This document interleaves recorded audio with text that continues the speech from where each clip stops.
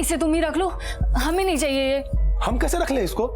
देखो हमें कुछ नहीं पता है, बस तुम रख लो इसे। अरे तुम भी गजब करती हो शीतल यार। तुम इसे रख रहे हो या नहीं?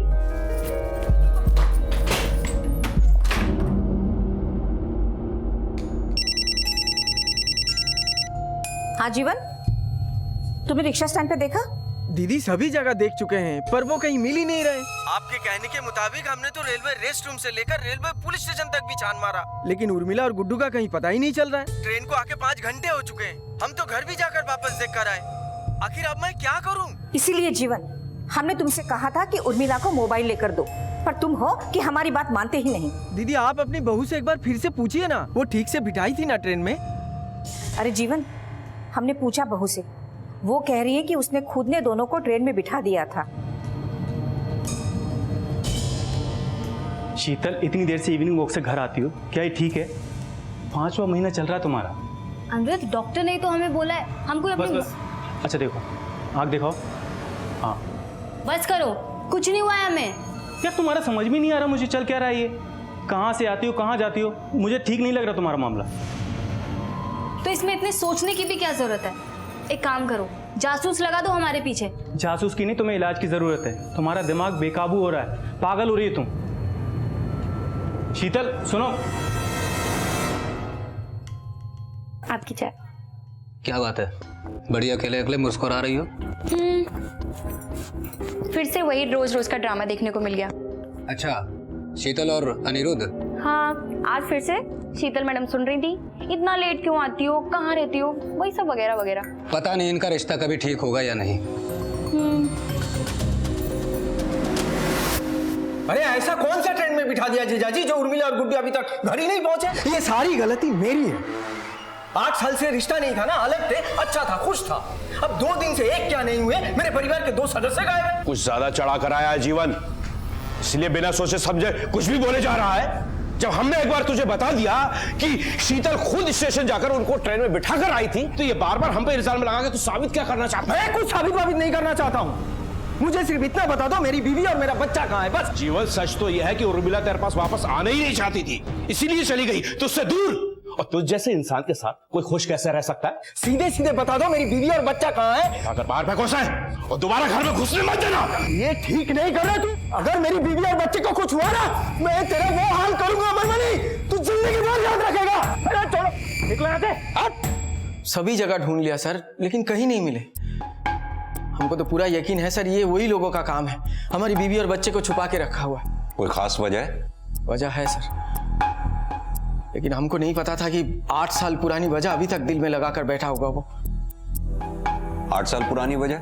बाबूजी मरने से पहले निर्मला दीदी के नाम 4 बीघा जमीन की थी और बाकी पूरी प्रॉपर्टी मेरे नाम।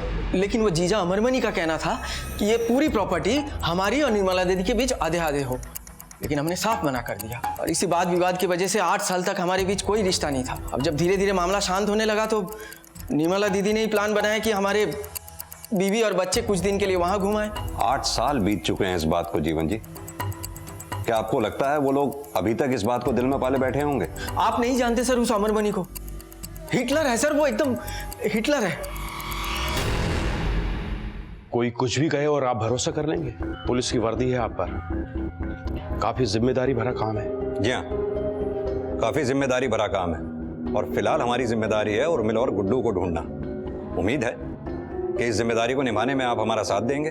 सर, हम खुद उर्मिला मामी और गुड्डू को सुल्तानपुर जंक्शन से वरुणा एक्सप्रेस की बोगी नंबर B2 में बिठा कर आए थे और हमें अच्छी तरह से याद है कि ट्रेन हमारे सामने ही खुली थी। बहू ले जाओ।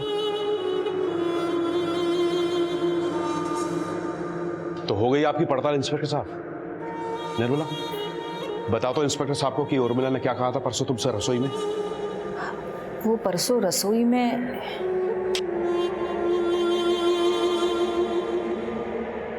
उर्मिला, तुम्हारी तबीयत तो ठीक है ना?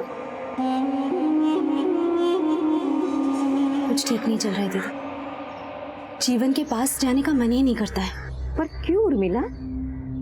तुम दोनों का इतने सालों का साथ है और तुम दोनों एक दूसरे को इतना चाहते भी हो। चाहते हैं नहीं दीदी, चाहते थे, अब हमारी चाहते बदल गई हैं। अब वो बात नहीं है। और मुझे जो प्यार चाहिए, कम से कम जीवन तो मुझे वो प्यार कभी नहीं दे पाएगा। ऐसा भी हो सकता है कि उर्मिला अपनी मर्जी से किसी और के पास चली गई हो। निर्मला के बयान से इस केस का रुख बदल गया। जीवन जी, ये देखिए, ये है पैसेंजर चेकलिस्ट जो हमें उस ट्रेन के टीसी ने दी थी। 26-27 सीट नंबर के आगे टिक मार्क लगा हुआ है, यानी वो दोनों उस दिन ट्रेन में चढ़े थे। कहीं कुछ ऐसा तो नहीं जो आपको पता हो, वो हमारे लिए जानना जरूरी हो? हम सिर्फ इतना जानते हैं कि हमें किसी भी हाल में अपनी बीवी और बच्चा चाहिए। आप उन्हें ढूंढ के दीजिए सर, बस हम आपसे विनती करते हैं सर। हाँ sir, train number 14228 Varuna express के बोगी नंबर B2 के सीट नंबर 28 में मैं बैठा था। आपकी सीट के ठीक सामने वाली सीट पे, यानी कि हाँ 26 और 27 नंबर, एक औरत और एक बच्चा ट्रेवल कर रहे थे। आपने देखा उनको? जी हाँ, एक औरत और एक बच्चा तो थे, ठीक मेरे सामने वाली सीट पे बैठे थे। ये दोनों थे वो? जी नहीं सर, ये तो किसी और की फोटो है। ठीक से देखिए, शायद आपको कोई गलतफहमी हो रही होगी। नहीं सर, इस बच्चे को तो मैं भूल ही नहीं सकता। बहुत ही प्यारा बच्चा था, और इस बच्चे की वजह से मैंने इसकी माँ के साथ बातचीत भी की थी। वो कुछ कह रही थी कि वो किसी स्कूल में पढ़ाती है। दोनों जौनपुर में उतरे थे सर। उन्होंने बताया कि वो कौन से स्कूल में पढ़ाती थी? किसी सेंट जेवियर स्कूल में पढ़ाती थी। अच्छा, उनका स्केच बनाने में हमारी हेल्प करेंगे आप? जी सर, ये हमारे स्कूल की इंग्लिश टीचर है, मानसी उपाध्याय। क्या हम इनसे मिल सकते हैं अभी? Sure sir. जी सर, इस सीट पे मैंने ही ट्रेवल किया था। मानसी जी, आप एक टीचर हैं। सॉरी सर, स्कूल खुल गए थे और यहाँ आने के लिए मेरे पास टिकट नहीं थी। किससे मिली टिकट आपको? एक लेडी थी सर, समथिंग 24-25 साल की एज होगी। क्या इनमें से कोई थी? ये लेडी थी सर।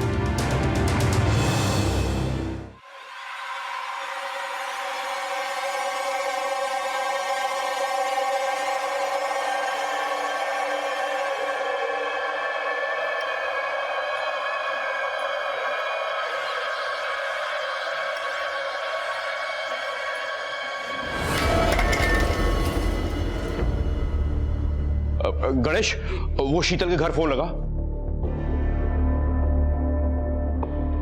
बाबूजी नहीं लग रहा, नॉट रीचेबल बता रहा। अनिरुद्ध, तू फटाफट वो उसका माइक खींचा, हो सकता है वो वहां पर हो। पर पापा वो वहां क्यों जाएगी? अरे तुझको देख के आने में क्या है, हो सकता है वो वहां हो। चल जल्दी जा। ठीक है, मैं जाता हूं। राजवीर, ये शीतल का एजेंडा क्या हो सकता है इन सबके पीछे? एक 5-6 महीने की प्रेग्नेंट लेडी का एक औरत और 10 साल के बच्चे को गायब करना पॉसिबल नहीं है। जरूर इस प्लान में कोई और भी था उसके साथ। सर, एक और अजीब बात है, जब उर्मिला इनके घर गई तो शायद पहली बार उर्मिला और शीतल की मुलाकात हुई होगी, क्योंकि पिछले 8 सालों से दोनों परिवारों के बीच में कोई भी बातचीत नहीं थी, और शीतल को भी इस घर में आए हुए ज्यादा टाइम नहीं हुआ सर। कहीं ऐसा तो नहीं उर्मिला घर में आई और उर्मिला के हाथ शीतल का कोई गहरा राज लग गया हो जिससे शीतल को खतरा हो? हाँ सर, एक ऐसा राज जिसमें नुकसान सिर्फ शीतल को ही नहीं, उसके साथ साथ किसी और को भी था। इसलिए इस नुकसान से बचने के लिए उन्होंने उर्मिला को ही गायब कर दिया। या हो सकता है सर, इस गुनाह के पीछे पूरा का पूरा परिवार हो। हाँ, हो सकता है, लेकिन एक बात और है, उर्मिला और गुड्डू तो गायब हैं ही, उनका लगेज भी तो होगा।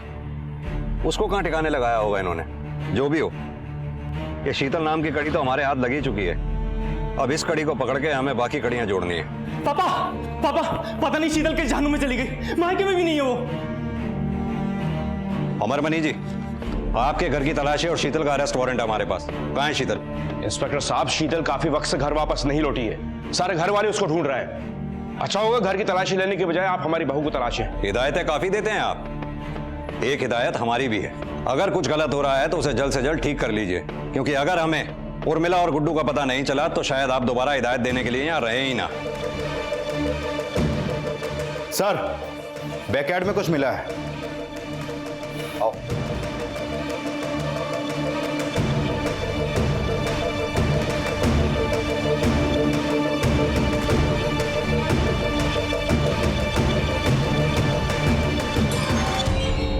शीतल ने यह झूठ क्यों बोला था कि वो उर्मिला और गुड्डू को खुद स्टेशन छोड़कर आई थी?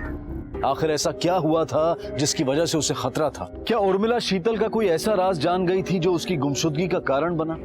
और अब शीतल कहाँ थी? और पुलिस को अब अमरमणि के घर से कुछ ऐसा मिला जिसके बाद उनके होश उड़ गए। इस केस की परतें अभी तो बस खुलना शुरू हुई थी।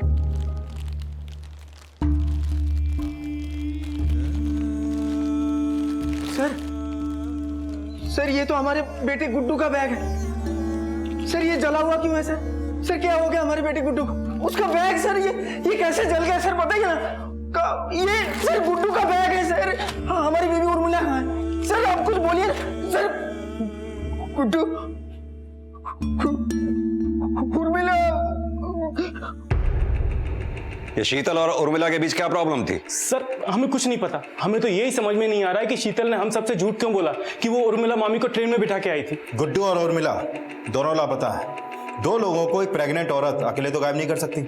और कौन कौन शामिल है इस कांड में? हम में से भला कोई ऐसा क्यों करेगा? और अगर हमें करना ही होता तो हम 8 साल पहले नहीं करते। और जब से हमें पता चला है कि शीतल ने हम सबसे झूठ बोला है, तब से हमें भी शक होने लगा है कि इन सब के पीछे शीतल का ही कोई मकसद है। किसका फायदा है किसका नुकसान, ये तो हम ढूंढ ही लेंगे। फिलहाल आपको एक हिदायत है, सच उगल दीजिए। इंस्पेक्टर साहब, मैं जो कुछ भी करता हूँ डंके की चोट पर करता हूँ। कायर नहीं हूं मैं। हाँ, मुझे उर्मिला और जीवन पर गुस्सा जरूर है, पर इतना भी नहीं कि एक बच्चे और उसकी माँ को मार डालूं। सर, शीतल भाभी कुछ दिनों से डरी डरी सी रह रही थी। हमें लगा कि शायद प्रेगनेंसी में ऐसा होता होगा, लेकिन हमें नहीं पता था कि इन सब चीजों में वो शामिल होंगी। और घर में कौन कौन है जो इन दिनों डरा डरा सा लग रहा है? तुम तो घर में ही रहती हो, जानती हो, समझती हो। तुम्हें तो जरूर पता होगा कि उर्मिला के साथ क्या हुआ और शीतल कहाँ है। हमें कुछ नहीं पता कि उर्मिला मामी के साथ क्या हुआ, और ना ही ये कि शीतल कहाँ पर है। अगर हमें कुछ भी पता होता तो हम सबसे पहले आपको बताते। और वैसे भी हमारे घर में ऐसा कोई क्यों करेगा? Sir, 1 minute. शास्त्री नगर के पास एक औरत की लाश मिली है।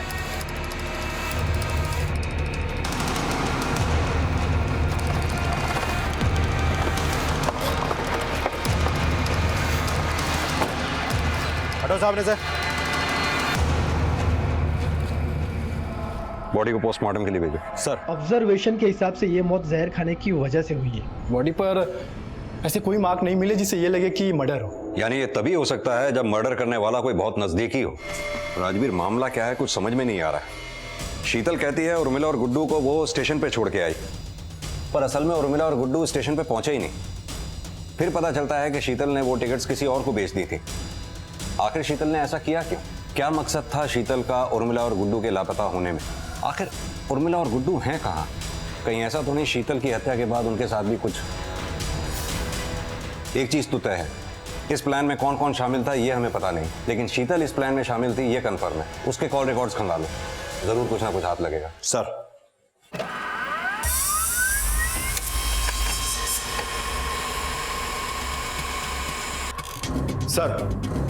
शीतल के कॉल रिकॉर्ड डिटेल से एक सरप्राइजिंग बात सामने आई है।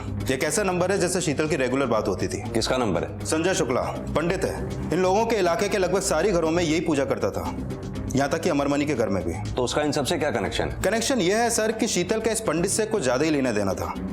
ये देखिए सर, कॉल रिकॉर्ड डिटेल्स पिछले 3-4 महीनों में फ्रिक्वेंट कॉल्स हैं। अब जाहिर सी बात है इतने कॉल करके कोई गायत्री मंत्र तो सुनाता नहीं होगा। उठा लाओ पंडित जी को।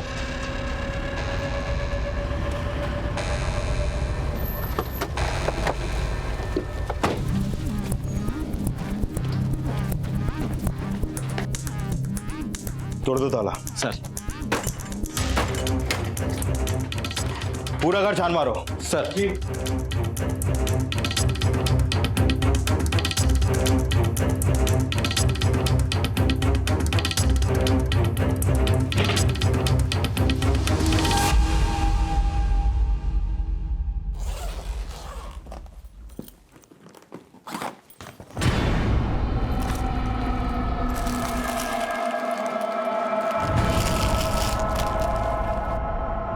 ये औरतों का सामान, पर ये सारा सामान यूज किया हुआ लग रहा है सर।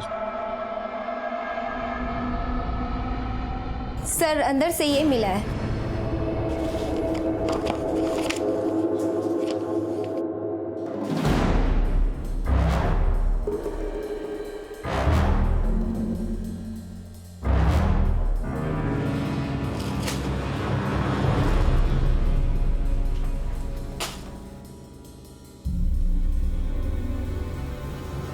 ये माजरा क्या है? शीतल और इसके बीच में इतने सारे कॉल्स और गिफ्ट के लेन देन भी।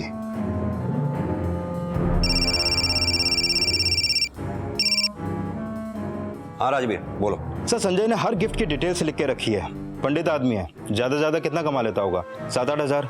इसका बैंक अकाउंट चेक करूं? कोई फायदा नहीं। हो सकता है इसके नाम पे कोई बैंक अकाउंट हो ही ना। इन लोगों का ज्यादातर धंधा कैश पे ही चलता है। सर सिचुएशन को देख के लगता है कि शीतल का इस पंडित से कोई ना कोई चक्कर तो है। हो सकता है। एक काम करते हैं, अनिरुद्ध से पूछताछ करते हैं। उसकी बीवी मर चुकी है और बीवी का आशिक गायब है। इस त्रिकोण का तीसरा कोण तो वही है। ले आओ उसे। डीएनए टेस्ट करवा लीजिए ना, मेरा ही बच्चा निकलेगा। आप लोगों के दिल में जरा भी रहम नहीं है। आप जिस औरत के बारे में बात कर रहे हैं वो अब इस दुनिया में नहीं रही, और वो भी उस शख्स से जिसके लिए वो सब कुछ थी। अब तक जो कुछ भी सामने आया है वो मेरे लिए किसी एक बड़े सदमे से कम नहीं था। पता नहीं शीतल को क्यों झूठ बोलना पड़ा कि वो उर्मिला मामी और गुड्डू को स्टेशन पे छोड़ आई। राजवीर, मेरी थ्योरी के मुताबिक संजय और शीतल का अफेयर चालू था।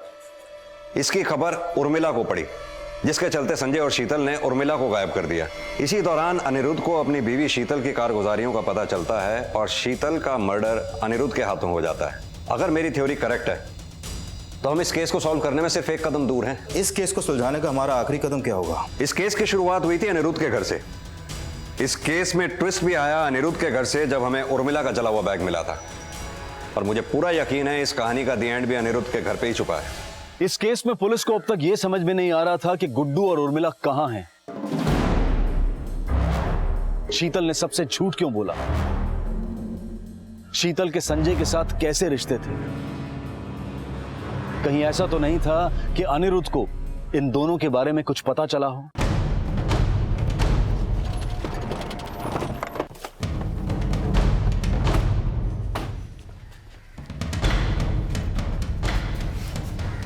सर एक साथ पूरा का पूरा परिवार कहां जा सकता है? पड़ोसी से पूछताछ करते हैं, शायद कुछ पता चले। आओ। ये अमरमणि जी का पूरा परिवार कहाँ गया है, कुछ पता है आपको? साहब वो घाट पे गए हैं अपनी बहू की अस्थियां विसर्जन करने के लिए। सिंह एक काम करो, फौरन एक टीम लेके घाट पे पहुंचो।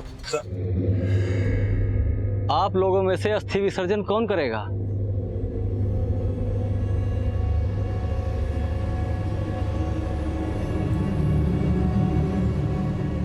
नहीं, हम उसकी अस्थियों को हाथ भी नहीं लगाने वाले।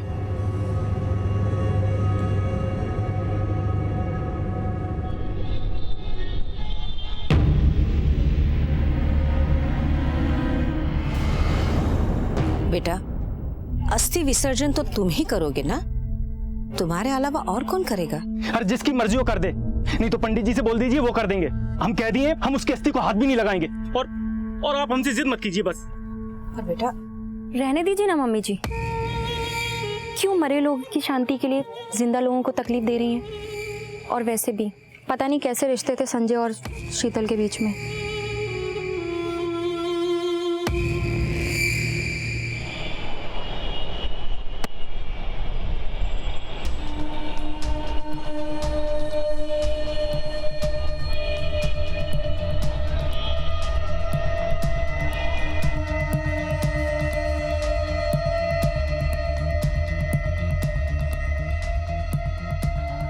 ये लोग तो कब के यहाँ से चले गए साहब। कहाँ गए? शायद किसी होटल में गए होंगे। आपको मालूम है कौन से होटल में ठहरे हैं ये? अब यहाँ 10-12 होटल हैं साहब, उन्हीं में से किसी एक में ठहरे होंगे। अनिरुद्ध, तुमने पुलिस को झूठ क्यों बोला? तो क्या करता, सच बोलता तो वो लोग मुझ पे शक करने लगते। क्या बात है, लगता है तुम दोनों के बीच बहुत ही इमोशनल सीन चल रहा था। हमने आकर डिस्टर्ब तो नहीं कर दिया आपको अनिरुद्ध और माधुरी? क्या हुआ सर? यही तो हम पूछना चाहते हैं कि पूरा परिवार एक साथ गायब है, आखिर बात क्या है?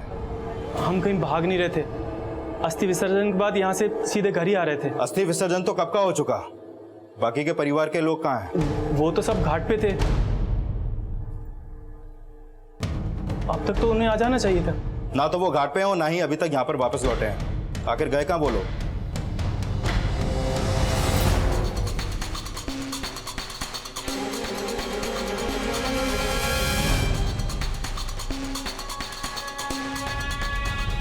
सर एक नाविक से पता चला है कि बाकी के परिवार वाले बोट से नदी की सैर पर निकले थे।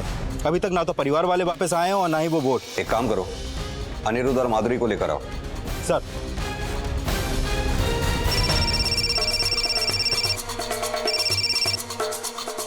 हेलो, लेकर आओ उसे।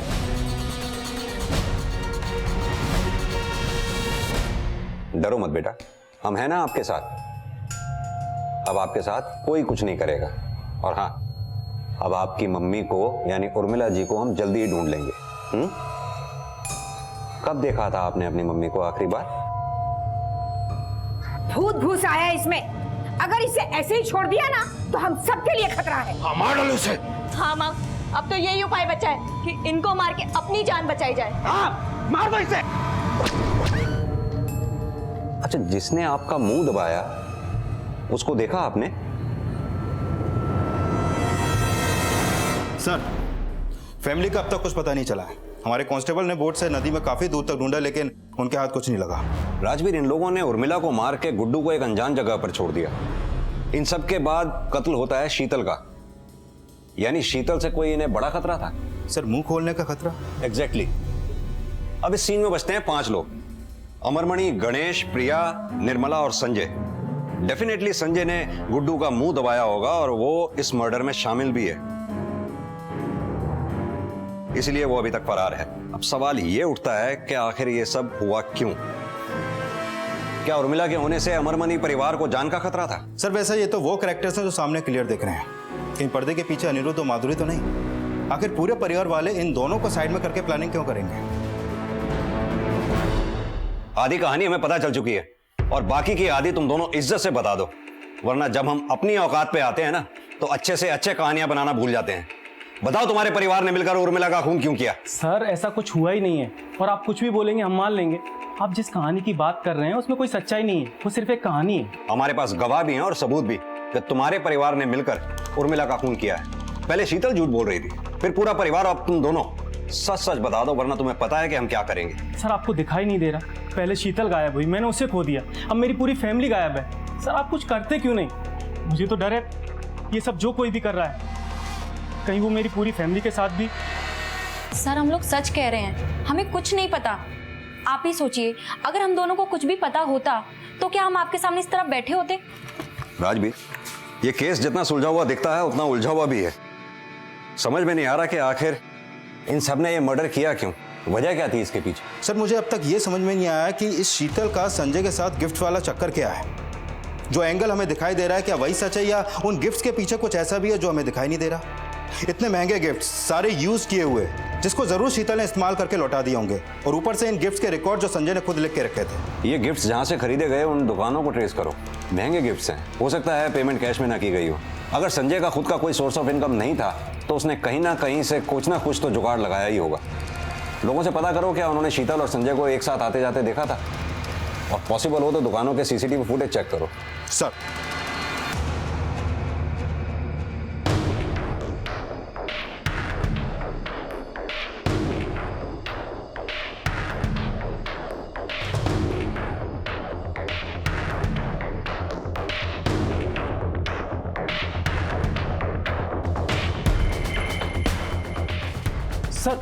सर, ये तो पिंटू है। कौन पिंटू? सर, ये प्रिया के पीछे था।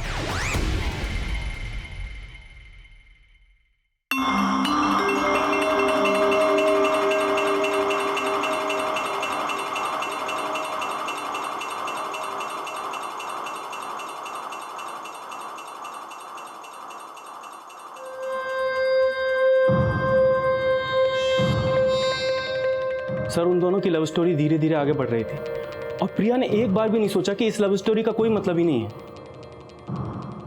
और पापा ने एक बार उन दोनों को अपनी आंखों से देख लिया। लगता है मजनू को भी पीछे छोड़ दोगे। तुम हमारी लैला बन जाओ तो मजनू को क्या, मिक्का को भी पीछे छोड़ देंगे। मैं बताता हूँ तू क्या बनेगा। सर, मैं बताता हूँ। बता। सर, माँ कसम मैंने कुछ नहीं किया। सर, मानता हूँ प्रिया और मेरे बीच संबंध था, पर सर बात बराबर की थी सर, इसलिए तो हम दोनों ने मिलकर भूत का नाटक किया था। भूत का नाटक? हाँ सर, वो दरअसल प्रिया के पापा जी ने हमें देखा तो उन्होंने हमें तो कूटा ही और साथ ही साथ प्रिया का घर से निकलना मुश्किल कर दिया।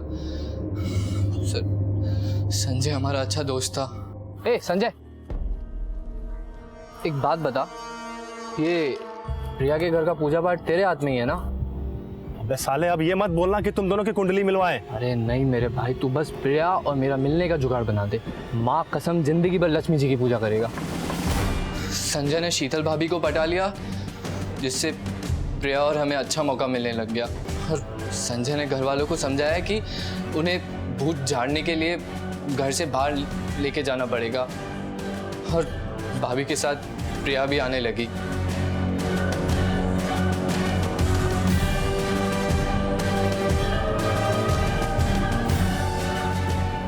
कभी कभी प्रिया की माँ जी और भाभी भी आते थे, पर उसमें संजय संभाल लेता था।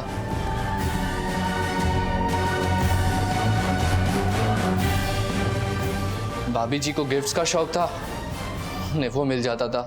संजय को पैसे की लालच थी, उसे पैसे मिल जाते थे। सर प्रिया और हमें सिर्फ मिलने की चाह थी। सर 1 मिनट, मैंने पिंटू की कॉल रिकॉर्ड और लोकेशन डिटेल्स चेक की, क्लीन है। इससे भी कोई खास हाथ नहीं लगा है।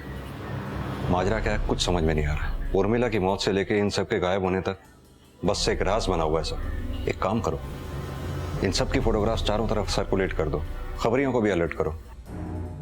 इस केस को सॉल्व करने के लिए इन सबका मिलना बहुत जरूरी है। सर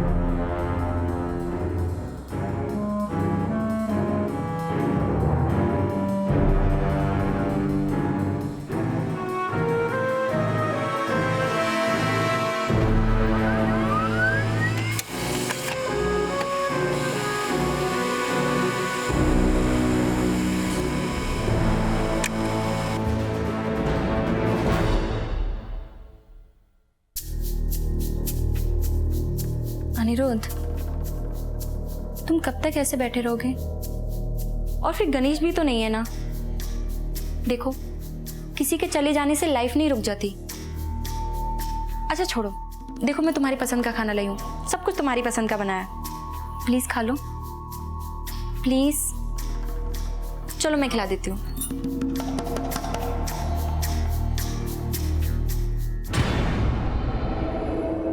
सर, इन्वेस्टिगेशन के दौरान घाट के दूसरी तरफ हमें एक नाविक मिला जिसने उसी दिन दूसरी तरफ एक लड़की के साथ एक आदमी को निकलते देखा, पर सर वो दोनों की शक्ल ठीक से नहीं देख पाया। मे बी वो दोनों अमरमणि और प्रिया ही हों, क्योंकि वही दोनों फरार हैं। संजय का तो हमें पहले से ही कुछ नहीं पता है। कहीं ऐसा तो नहीं बाप बेटी ने मिलकर ही इन सबको मारा हो। एक काम करो, अनिरुद्ध और माधवी को खबर दे दो। इस केस में अभी भी कोई ऐसी कड़ी है जो हमारे हाथ नहीं लगी है। सब 25 साल से अमर भाई साहब हम लोग पड़ोसी हैं साहब। आदमी थोड़े अलग स्वभाव के हैं, ज्यादा उन्हें कभी हंसते हुए नहीं देखा, और उनकी खुशी तो उनकी बेटी में ही बसती है। दोनों बेटों से बेटी को ज्यादा चाहते हैं। साहब, पिल्लू का किस्सा तो पूरे मोहल्ले को पता है। देखा था अक्सर प्रिया को उसके साथ। प्रिया भी कोई उनमें से कम नहीं थी, वो तो भाई साहब की लाडली थी। इसके लिए अमर भाई ने आज तक उसको एक शब्द नहीं कहा। सर वो प्यार मैं समझता हूँ, लेकिन इन बाप बेटी का सर इनका कुछ अलग ही किस्म का प्यार चल रहा था। अक्सर मामला जैसा होता है वैसा दिखता नहीं है सर। मतलब इनके रिश्ते में कुछ गड़बड़ थी। तू क्या सोच रहा है? तू जो बोलेगा हम सुन लेंगे। सर वैसे मिसिंग भी तो ये सिर्फ बाप बेटी हैं। संजय पहले से ही अंडरग्राउंड है, कहीं सबके पीछे इन दोनों का ही तो हाथ नहीं। अभी किसी नतीजे पर पहुंचना जल्दबाजी होगा। बाप बेटी के रिश्तों को जड़ तक खुद निकालना होगा। पागल हो गया वो कुछ भी बोलेगा और मैं बैठ के सुनूंगा। पहले तो साला धुला, उसके बाद मेरी बहन को परेशान किया, और जब उसका खुद का नाम आ रहा है तो मेरे पूरे परिवार को बदनाम कर रहा है वो। सर अब तो मुझे पूरा यकीन हो गया है कि इसके पीछे किसी और का नहीं, सिर्फ और सिर्फ उसी का हाथ है। अगर मेरा बस चले ना, साले को जान से मार डालूं मैं।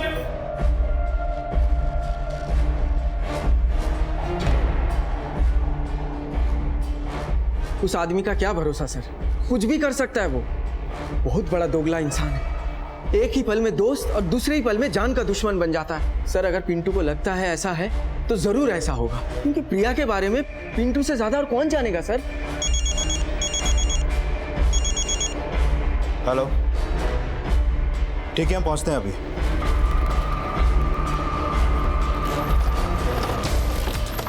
हटो सामने से, साइड।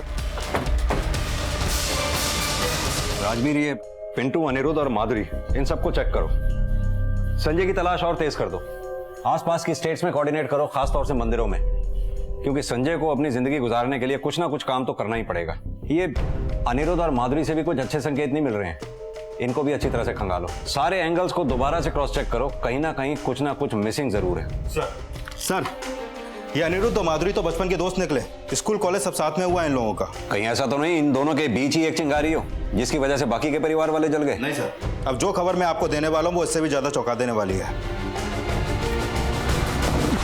बिहार भाग के गया, और वो भी कहां? मंदिर में। तुझे ये ध्यान नहीं रहा कि वहां तेरे जैसों की कोई जरूरत नहीं है। मानता हूं कि मैं उर्मिला मामी और शीतल को मारने में मैं था, लेकिन साहब उसके अलावा मैंने किसी को नहीं मारा, भगवान कसम।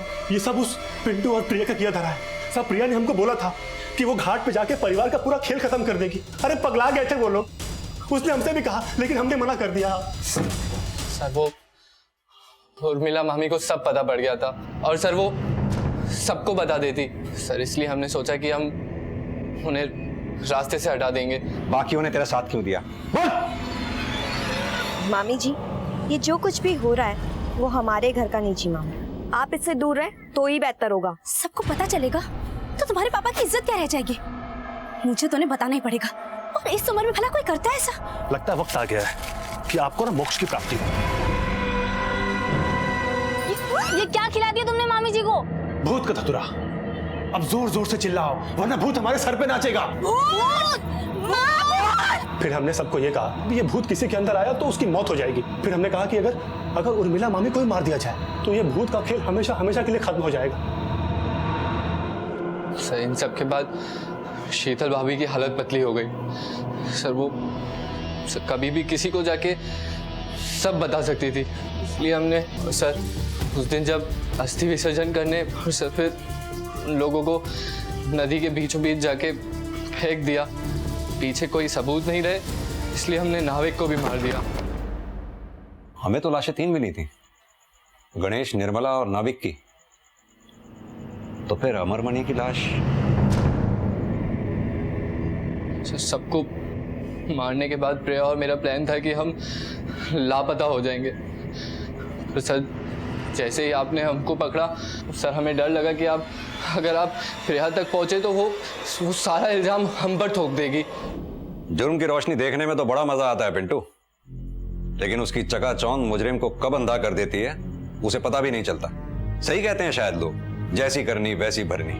उर्मिला सिर्फ और सिर्फ प्रिया को गलत रास्ते पर जाने से रोकना चाहती थी, लेकिन प्रिया, पिंटू और संजय इस ड्रामे को खुलने नहीं देना चाहते थे। इसीलिए उन्होंने मिलकर भूत का नाटक रचा, जिसकी वजह से उर्मिला की मौत हुई। उनके लिए एक झूठ की कीमत एक इंसानी जिंदगी से भी ज्यादा निकली, और शीतल ने कभी सोचा भी नहीं था कि कुछ गिफ्ट्स के लालच में उसे इतनी बड़ी कुर्बानी देनी होगी, अपनी जान की कुर्बानी। प्रिया प्यार में इतनी अंधी थी कि उसने अपने परिवार को ही जान से मार दिया। वो परिवार जिसने उसे बचपन से पाल पोस कर बड़ा किया, वो परिवार जिनको उसकी चिंता थी। इस केस में उर्मिला इकलौती इनोसेंट विक्टिम थी, पर बाकी के सारे विक्टिम वो थे जो खुद इस केस के गुनाह में शामिल थे। काम, क्रोध, मोह, माया जब अपनी हदों से आगे बढ़ जाए तो अंजाम बहुत बुरा हो सकता है, इतना बुरा कि उसकी कल्पना भी नहीं की जा सकती। इसी विचार के साथ अब मैं अनूप सोनी आपसे विदा लेता हूं। फिर मुलाकात होगी अगले एपिसोड में एक और चौंका देने वाले केस के साथ। तब तक अपना और अपने परिवार का ख्याल रखें और देखते रहें क्राइम पेट्रोल डायल 100। सबक एक को, सीख हम सबको। जय हिंद।